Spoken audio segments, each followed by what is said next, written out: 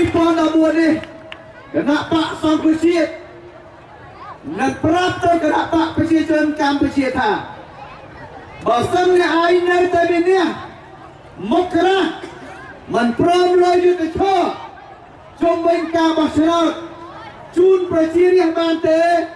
គឺយកប្រមូលកម្លាំងមហាជនគ្រប់បច្ចុប្បន្នទាំងអស់ដើម្បីដោអ្នកឯងឲ្យទាល់តែបានយើងគ្មានពេលថយក្រោយទៀតទេមែនទេបងប្អូន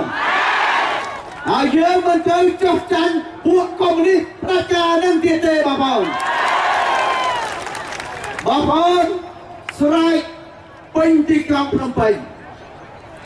ប្រហែលថ្ងៃហើយតាមពិតយុទ្ធសាស្ត្រនយោបាយ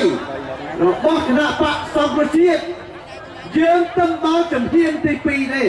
ប៉ុន្តែប្រជារាស្ត្ររត់លឿនជាងគណៈបកសង្គ្រោះជាតិទៀតរត់ដល់ជំហានទី3គណៈបកសង្គ្រោះជាតិមានយុទ្ធសាស្ត្រជំហានទី1គឺទាមទារឲ្យធ្វើការស៊ើបអង្កេតជុំវិញភាពមិនប្រក្រតី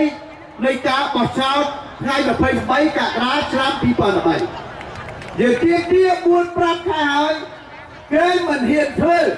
ណៈបកប្រជាជនអត់ហ៊ានឆែកឡើងវិញទេកាលណាស៊ើបអង្កេតឡើងវិញគាត់ដឹងថាគាត់នឹងជាចៅលួចឆ្នោតចឹងក៏ហ៊ានទេបើមិនចោលមិនក៏មិនហ៊ានឲ្យគេឆែកមែនទេបងប្អូនចោលមិនចោលបើចោលវាចោលឥឡូវយើងថាមិនអីទេបើអ្នកឯងខ្លាចអាម៉ាស់មុខមិនហ៊ានឲ្យឆែកឡើងវិញបើយើងទុកមកដុំណាស់ឥឡូវបើអ្នកឯង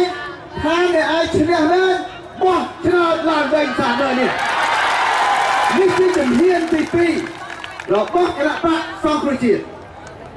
យើងកំពុងតែទាមទារឲ្យបោះឆ្នោតឡើងវិញហើយយុទ្ធនាការបោះឆ្នោតឡើងវិញនេះយើងប្រើរយៈពេល3 ខែទារឲ្យបោះឆ្នោតឡើងវិញរហូតដល់គណៈបកប្រជាជនព្រមហើយបើសិនមិនព្រមទេយើងនឹងចូលជំហានទី3ដែលប្រជារាស្ត្រទាមទារតាំងពីឥឡូវនេះហើយនេះគឺចោះចាញ់ទៅ